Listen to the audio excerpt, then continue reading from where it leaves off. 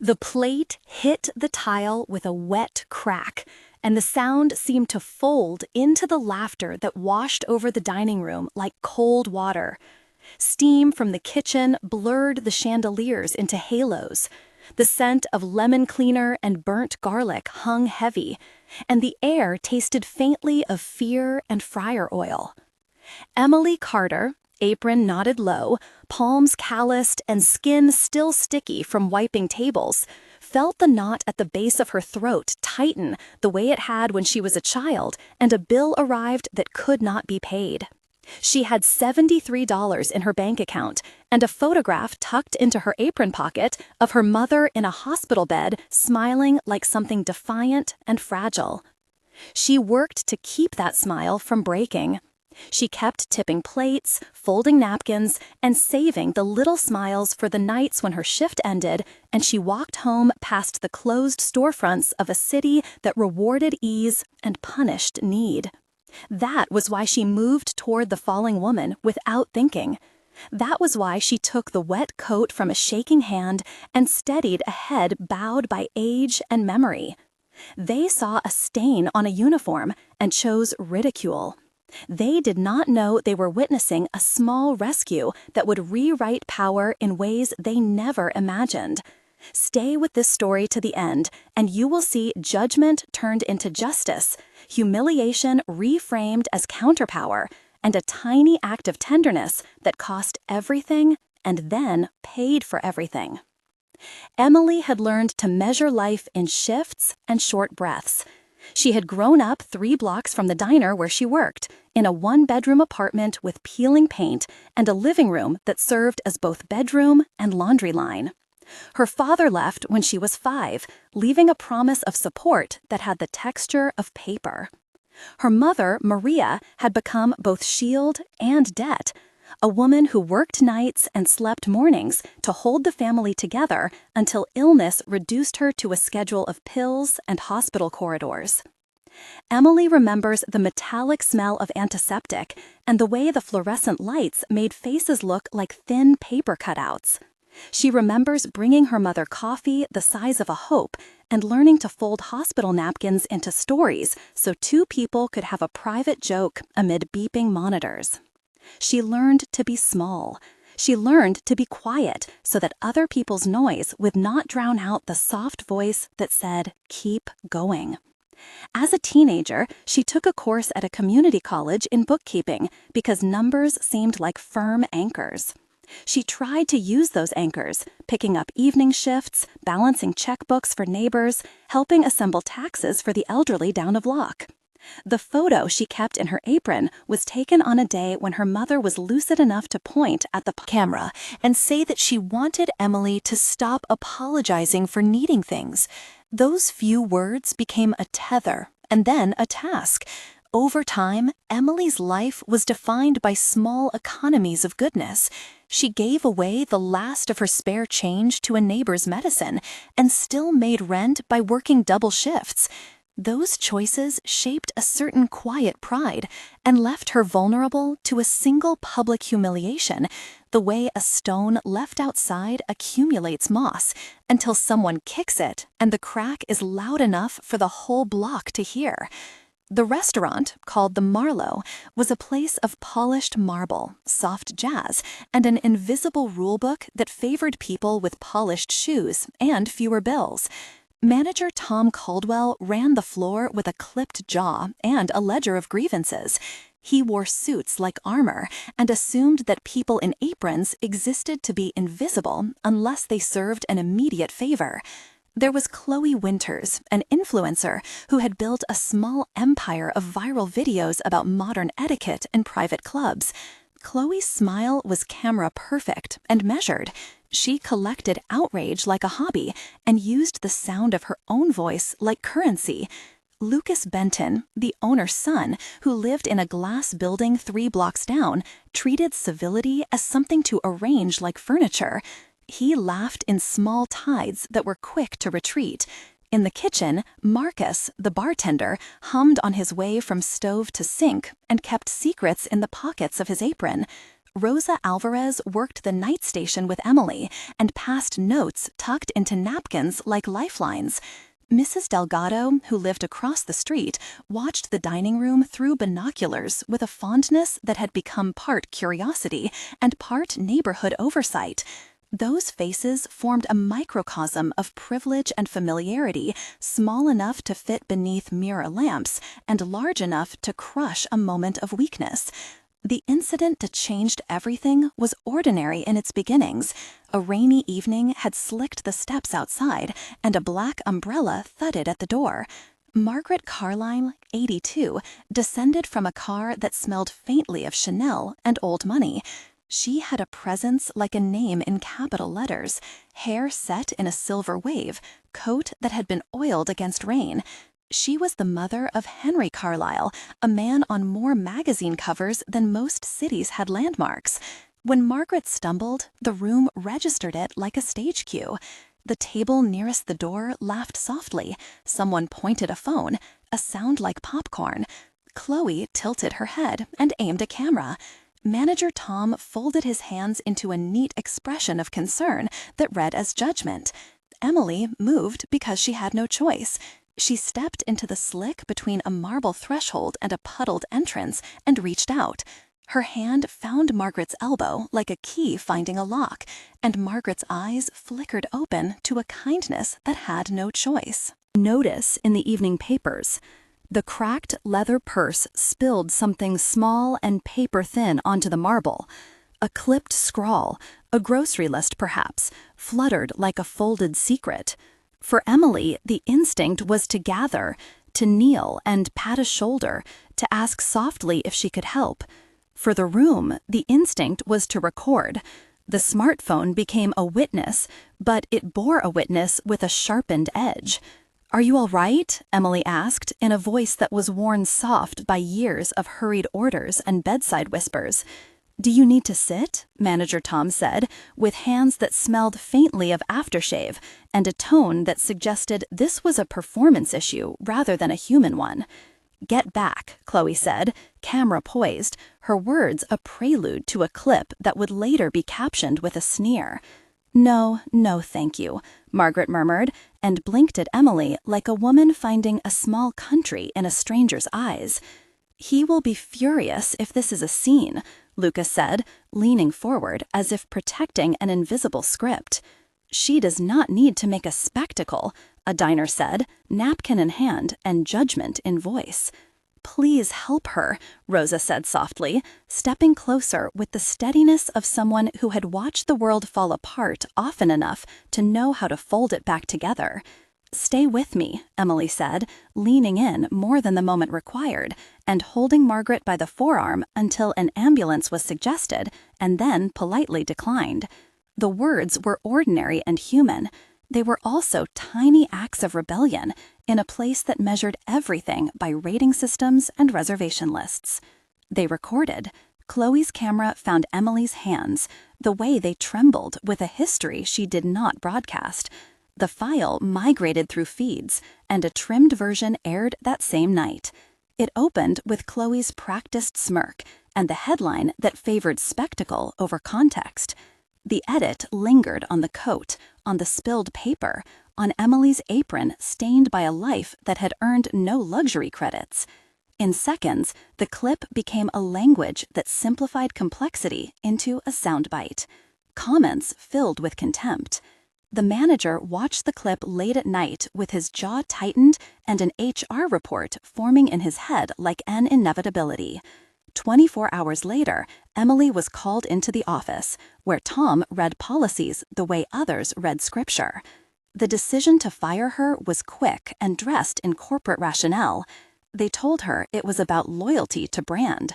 They told her the patrons had complained about staff interference with private customers. They gave her a termination letter with the precision of a scalpel. "I do not understand," Emily said, voice raw. "I only helped," Tom said, with a tone that meant he had already concluded. "You cannot do that to private customers. It sets a precedent," Tom said, as if precedent were a brittle heritage. Than a human life. This woman needed help, Emily insisted, and found suddenly that pleading sounded like confessing to an indulgence. "We get complaints when staff overstep, and cameras catch it," Tom said, eyes dry. "She was falling," Emily said. "She would have hit her head," Marcus said, leaning toward the door like a chorus member supporting the truth. "We have policies," Tom repeated. "You are terminated, effective immediately," Tom said, and slid the letter across the table as if the paper could contain the unraveling. Emily left with the paper folded like a secret and paid out savings to get her a taxi that smelled like cold leather and regrets. The fallout moved fast. Pixel by pixel, the recorded moment unstitched the dignity from Emily and sewed it into ridicule. A patchwork of comments accused her of acting for clout, of trying to create a social moment, of wanting attention from cameras. Chloe captioned the clip with a taunt, and Lucas sent a terse message to anyone who mattered that the place had been embarrassed. Men and women wrote as if they had been present and therefore were judges. A short film looped through feeds and painted Emily as someone who had invented drama. Job interviews went silent. Employers would smile politely, and then phone checks would come back with questions that had less to do with skill and more to do with suitability for polished dining rooms. The photograph in her apron became a mote of memory and a liability. Her rent was due in 72 hours, and her mother had a bill that could not wait. The city felt suddenly narrower. She ate last night's bread for breakfast and tried not to listen to the sound of her neighbor's TV because laughter from other windows felt like an accusation. It was in that narrowed life that a second event shifted the axis. An online charity fundraiser thread, moved by a neighbor's kindness, tried to raise funds, but the donations barely made a dent. Emily made a choice that was both ordinary and enormous. She used the last of a small savings account to cover an urgent copay for her mother's medication. She typed a note of apology to a landlord and then slept on a friend's couch for 2 nights, waking to the smell of detergent and city rain. The eviction notice landed like cold mail, and she felt a collapse that was not quite public and not quite private. One night, before her mother lost more ground, Emily went to the little room where she kept the photograph and an old chest and found a small coin her grandmother had sewn into a hem. She rubbed it between thumb and forefinger and felt a lineage of people who had chosen small mercy over cruelty. The world then slid under the weight of a different kind of attention. A rumor began to circulate that the woman Emily had helped was not just any patron. That name carried weight and a certain uncompromising net of influence. Henry Carlisle wanted discretion. Henry Carlisle wanted things managed. Henry Carlisle wanted his mother safe. When he learned his mother had been helped rather than paraded, something in his calculation shifted. He was not a sentimental man. He was a man who understood the arithmetic of reputation and the blunt instrument of power. He called his assistant with a voice that meant measures would be taken to protect family reputation. And then, for reasons that had more to do with the contours of his childhood than public relations, he asked a question that would change Emily's life. A week after the firing, Emily received a letter on heavy paper. The Carlisle crest appeared like a faint watermark. She thought at first it was a mistake. It was not. An envelope arrived with an invitation to a meeting at a private room of the Marlowe, and a note that requested Emily come accompanied by no more than one person. She had no one to bring, but Rosa insisted and walked with her in rainproof silence. The room smelled of citrus and polished wood. Henry Carlisle arrived with a quiet step and the kind of stillness that belonged to people who were used to rooms rearranging themselves in their wake. He was not the man of magazine covers in that instant.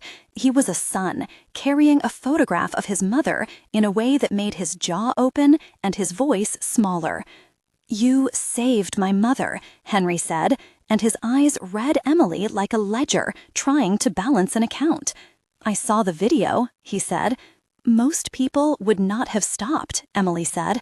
"Most people are not like you," Henry said softly. And then a conversation began that was at once awkward and precise. "Why did you help?" Henry asked, and it sounded less like curiosity and more like a demand for a moral inventory. "Because someone needed help," Emily said. "Because my mother had a stroke once, and someone helped her too," she added, and the memory spilled across the table like a small confession. "You are not seeking payment," Henry said. "No," Emily said. "I am just trying to keep my mother alive." Henry paused and then offered a proposition that sounded almost administrative. "I cannot undo what happened online," he said, "but I can offer you a position that would keep you and your mother secure for a time, and access to a program I fund that supports household caregivers." He spoke like a businessman, and then spoke like a man with memory. "It would be conditional," he said. "We will require your cooperation for a discrete program that documents acts of public kindness and teaches institutional staff in certain facilities how to respond without resort to spectacle." He offered small print wrapped in largesse and a mentor to guide her through a new beginning. "You will not be asked to perform for cameras," Henry said. "You will be asked to be present and honest." Emily thought of the eviction notice and of her mother and of the way kindness had been treated like an offense. She accepted. The benefactor's help was not a miracle in a moment. It was a series of practical changes delivered with an attention to detail. Emily received a short course in health advocacy paid for by the Carlisle Foundation, which taught documentation practices, patient rights, and the language of hospital administration. Anita Perez, a lawyer working with the foundation, walked Emily through what a lawsuit might look like if they chose to pursue one against Chloe and the Marlowe for damages. Anita explained the legal process in language that did not condescend. "First, we request a retraction and an apology," Anita explained. "If that fails, we file for defamation, and we present evidence of damages to reputation and income." She outlined costs and likelihoods and made no promises, but offered a path. Samir Khan, a journalist who had been following issues of public shaming, met Emily and recorded a long interview that was not piled into a sensational headline. He listened and then wrote a piece about how private acts get distorted into public punishments. It was procedural and it was tender. Henry also connected Emily with funders who could pay immediate debts, arrange temporary housing for her and her mother, and grant a modest stipend while she completed the training program. Marcus taught her drinks to match sympathy for the angry and patience for the uncertain. Rosa drove Emily to interviews, and small victories edged into place one at a time. The transformation that followed was both internal and external. They gave her a new name for a time, on paper, a restorative title of caregiver advocate, and a small office in a nonprofit that worked on elder care protocols. They taught her to speak to committees and to write concise reports. She learned how to document an incident so that it could be entered into a system that might prevent another humiliation. They taught her to edit a video for context and to ask for a record from security cameras in a way that would hold up in court. Her appearance changed as necessity demanded. She traded in a tattered apron for simple blouses and a pair of shoes that did not announce her as a server. But the real change was in the way she held conversations. She learned to turn an anecdote into evidence, to collect witness statements, to manage records and contracts. It was tedious work that required patience and accuracy. Emily surprised herself by liking the precision. Her backstory, the long days spent wandering hospital corridors and learning the hum of machines, became the engine of empathy that let her teach others how to pay attention. Her training included rehearsed role plays with actors playing staff and family members, documentation drills with Anita Perez watching to correct phrasing, and small field visits to community, where she practiced de-escalation techniques. At night, she wrote long letters to her mother, where she explained the steps she had taken and why this moment felt both like justice and a new kind of responsibility. There were moments of tension that tested the fragile scaffolding they had built. The first tension came when the edited clip resurfaced with new commentary and a viral push orchestrated by a social media account that specialized in outrage. The old video stacked like kindling against their work. Comments demanded humiliation, and some lawyers threatened countersuits as a spectacle. The second tension arrived in the form of a quiet but persistent leak. Someone at the Marlowe had sent private messages in which manager Tom joked about Emily and her supposed theatrics. Those messages found their way to a blog and multiplied. The third tension was more personal. Margaret Carlisle's son, Henry, was hounded by reporters who imagined him buying his way into public sentiment and tried to frame his assistance as an attempt to scrub a reputation. Emily found herself needing to defend both Henry and herself in a public sphere that delighted in making heroes and villains in equal measure. Each moment required a moral decision. They had to decide whether to escalate legally or to engage in a careful campaign to reframe the narrative with facts, depositions, and corroborating witness statements. In two of those tense instances, Emily sat alone in a small office, breathing with practice learned from training, and made decisions that were as much about dignity as they were about strategy. In the middle of this, the community rallied in complicated ways. Mrs. Delgado started a petition to bring attention to service workers' rights and collected signatures in the stairwell. Samir Khan published an investigative piece that included full context and the transcription of security footage that showed Emily steadying Margaret, and that article shifted public sentiment subtly but importantly. People who had been amused by the initial clip felt their amusement curdle into remorse. Donations came in dribbles and then in a more coherent stream when a small charity matched contributions, and then Henry opened a door to a fund that could be used for legal support and for a pilot program teaching staff at private venues how to respond to medical incidents without weaponizing privilege. They designed training modules and contracted with local nonprofits. Anita drafted a settlement that would include a formal apology from Chloe Winters and the Marlowe contingent upon agreement to host training sessions and to make a donation to a caregiver fund.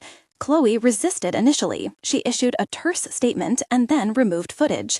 The Marlowe did not publish a correction at first, but the pressure built. Around the 35% mark of this story, pause for a moment to consider how you felt watching her being judged, and to reflect on whether you would have stepped forward in a similar situation. Would you have helped or hesitated? Respond in the "I would help" or "I would hesitate" so we can see the range of reaction and the ways ordinary people decide what justice looks like. Your comments matter because they show how a community reacts and how simple acts become contagious or suppressed.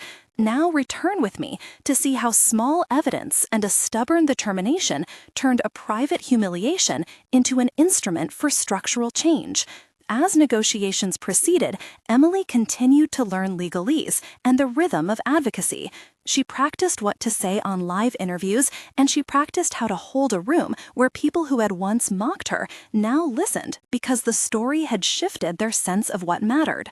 The confrontation that became the public climax took place in a municipal consumer board hearing arranged to address complaints about workplace conduct and the misuse of personal footage. The room smelled of varnish and nervous breath. A camera bank recorded the hearing. Chloe sat beside her lawyer, frowning like someone who felt their social capital had been grazed. Manager Tom wore a suit that did not conceal a strained patience. Henry attended not to dominate but to be present. Witnesses were called. Rosa gave a statement that described Emily's steady hands and the way she'd spoken to Margaret as if both were ordinary people. Marcus testified about the culture of the kitchen. Mrs. Delgado provided an affidavit about the sequence of events from her window vantage. Samir provided links to the original full footage. Anita presented a compact case with the legal scaffolding for defamation and invasion of privacy. The hearing was less a spectacle and more a careful unspooling of truth. "We are not here to punish emotion," Emily said during a cross-examination, her voice steadier than she felt. "We are here to protect people who have a right to safety, whether they are wealthy or not." The board listened and then deliberated. The legal and procedural descriptions that followed were handled in accessible terms. Anita explained that the settlement would include a retraction, a monetary compensation for lost wages and distress, and a contract obligating the Marlowe to sponsor training, have staff sign agreements on privacy and emergency response. The contract was written to be enforceable in civil court with clear metrics and a timeline. It required the Marlowe to host quarterly training sessions, to adopt an internal policy on recording guests without consent, and to place notices on doors about filming and dignity. Anita sketched out the steps of enforcement and explained how breaches would trigger arbitration within 60 days, followed by a possible civil judgment. The language made the remedies feel both practical and proportional. A small payment was allocated to Emily that covered back pay and immediate expenses. The rest of the settlement funded the pilot program and established a small grant for caregivers that would be distributed by a board, including members from the community. Henry Carlisle pledged exclusive funding for the first year and then committed to public transparency. Chloe issued an apology that, while measured, admitted choices made and removed the clip from her feed.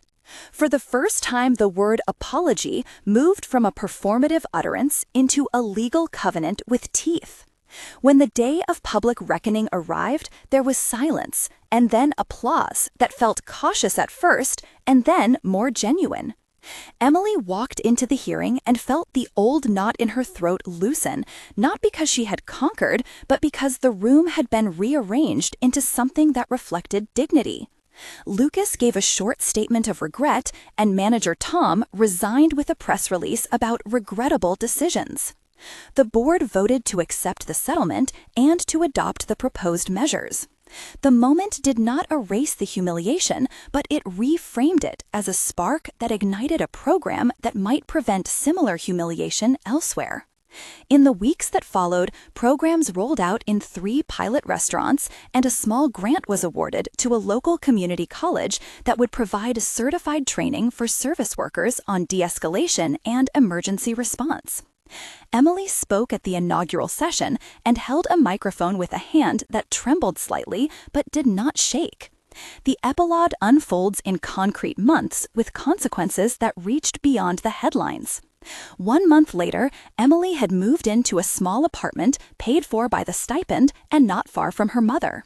She visited Maria each day and watched a slow recovery. The foundation covered necessary medication and a mobility device that made the hospital trips less punishing. She attended meetings and practiced speaking with groups of trainees and learned to balance compassion with procedure. She began to see her story not as an end, but as an opportunity for others. 3 months after the hearing, the pilot program had trained 45 staff members across 5 facilities, and the Marlowe had posted its revised privacy policy and a pledge to fund training indefinitely.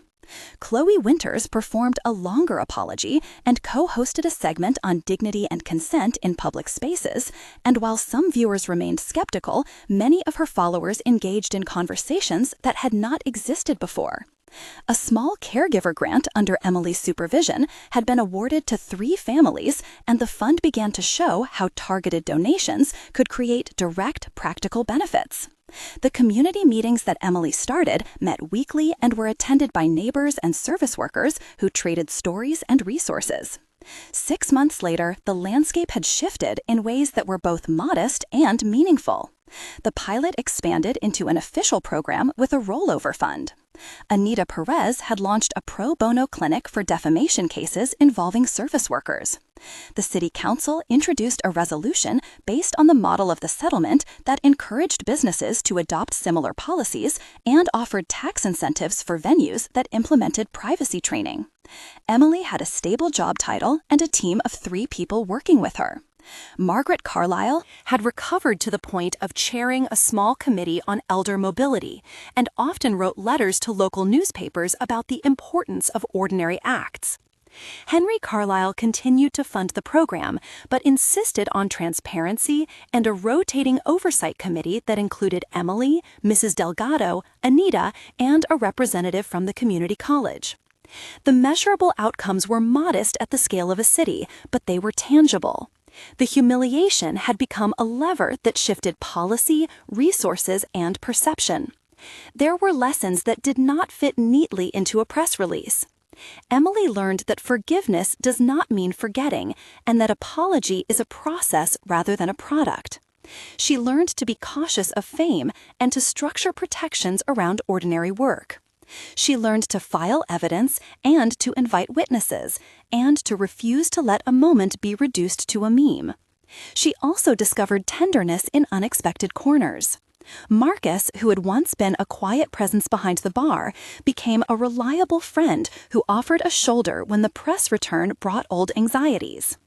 Rosa became a partner in organizing community workshops, and Mrs. Delgado provided the steady presence of a neighbor who kept a casserole within driving distance. Samir continued to write long-form pieces about the way digital outrage shapes real lives, and sometimes called Emily to check details. The town had not become a utopia. There were snide remarks at new jobs and uncomfortable reunions at local stores. But there was also a new vocabulary and new structures that made it harder for humiliation to calcify into punishment. The story ends with a kind of small equanimity. Emily stood on the small stage at a community hall and looked at a room of faces that represented a range of class and economy. She told them that she had not wanted to be a symbol, and that her goal had been simpler. "I only did what anyone should have done," she said, and then smiled with a humility that did not erase her authority. The applause that followed was not triumphalist. It was a communal exhale that allowed people to see that dignity could be restored when systems recognized the humanity of those they employed and served. The legal measures had been proportional and instructive. The foundation and the civic programs had created a modest but durable scaffold. The last line of the hearing had been simple, governmental text that carried gravity. Justice, she learned, was not only retribution. It could be a smart redress that reallocated power toward those who lacked it, and in doing so, built a community that made room for human failure and for mercy. If you felt moved by Emily's journey, consider sharing this story and joining the conversation about how to turn individual acts of kindness into institutional protections so that more people can help without fear. If you were stirred to action, remember that small donations to caregiver funds and local training programs are practical ways to translate empathy into benefit, and that sometimes the quiet work after the headlines is where real change lives.